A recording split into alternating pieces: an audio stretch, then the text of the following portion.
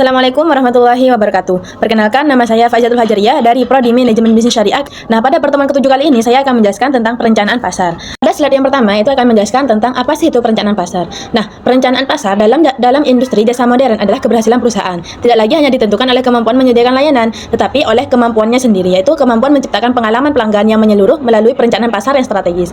Dan hal ini adalah menuntut pemahaman mendalam terhadap karakteristik jasa yang unik, serta kemampuan menjembatani harapan dan persepsi pelanggan terhadap apa? Terhadap kualitas layanan yang bersifat subjektif. Oleh karena itu, penerapan strategi segmentasi, targeting dan positioning atau yang bisa disebut dengan STP itu menjadi kunci utama ya untuk mengelola pasar secara efektif dan untuk mengalokasikan sumber daya secara tepat serta membangun keunggulan kompetitif yang berkelanjutan melalui apa? Melalui penyampaian nilai yang sesuai dengan kebutuhan dan ekspektasi pelanggan. Nah, itu yang dimaksud dengan perencanaan pasar. Selanjutnya yaitu adalah dimensi kualitas layanan dengan metode survei kual. Nah, yang pertama yaitu adalah keandalan, yaitu kemampuan untuk melaksanakan layanan yang dijanjikan secara apa? Secara akurat, konsisten, dan dapat diandalkan. Seperti apa? Seperti penagihannya benar, pengiriman tepat waktu, janji layanan yang terpenuhi. Dan yang kedua itu adalah asuransi, yaitu atau jaminan, yaitu pengetahuan, kesopanan, dan kemampuan karyawan untuk menumbuhkan kepercayaan dan keyakinan. Seperti apa? Seperti kompetensi staf, keamanan transaksi, kredibilitas personel. Itu yang kedua. Dan yang ketiga itu adalah bukti fisik. Nah, penampilan fisik itu kan pasti akan dilihat langsung. Seperti apa sih penampilan fisik itu ya? Seperti kebersihan kantor, karyawan dan sebagainya. Nah, dan yang keempat yaitu adalah empati, di mana empati di sini adalah memberikan perhatian individual yang tulus dan peduli kepada pelanggan. Seperti pemahaman akan kebutuhan spesifik bagi kebutuhan pelanggan. Apa sih pelanggan ini butuh apa itu? Itu yang dinamakan dengan empati. Dan yang terakhir itu adalah daya tanggap, di mana kemampuan untuk membantu pelanggan dan memberikan layanan yang tepat. Seperti apa? Seperti jika pelanggan mempunyai keluhan, kita bisa menjawab dengan cepat dan memberikan solusi yang tepat. Itu yang dimaksud dengan daya tanggap yang cepat. Kan di dalam perencanaan pasar itu ada tiga, yaitu STP, segmentasi, targeting, positioning. Nah, dan yang pertama itu adalah segmentasi, di mana segmentasi pasar adalah proses membagi pasar menjadi beberapa kelompok. Kelompok pelanggan berdasarkan apa? Berdasarkan geografis, demografis, psikografis, dan perilaku.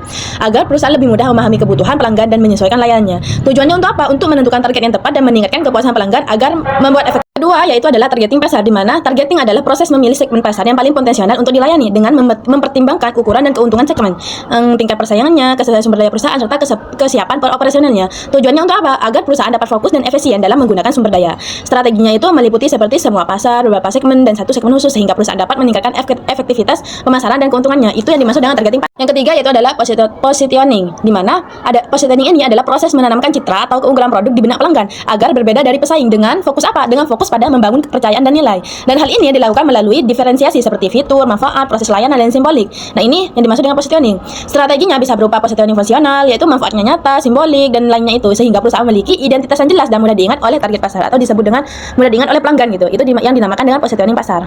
Ya, selanjutnya itu adalah integrasi strategi STP, di mana integrasi strategi STP dengan kualitas layanan sangat penting untuk perusahaan karena perusahaan tidak bisa unggul di semua dimensi sehingga harus menentukan fokus kualitas sesuai dengan target pasar. Dan setiap segmen memiliki kebutuhan yang berbeda, seperti korporat yang mengutamakan kecepatan dan keandalan.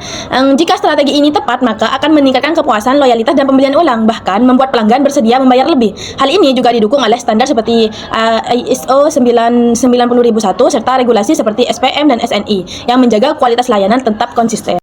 Baik, yang terakhir yaitu adalah kesimpulan, di mana perencanaan pasar melalui strategi STP merupakan kunci utama dalam memenangkan persaingan industri jasa. Dengan segmentasi yang tepat, perusahaan dapat memahami kebutuhan pelanggan.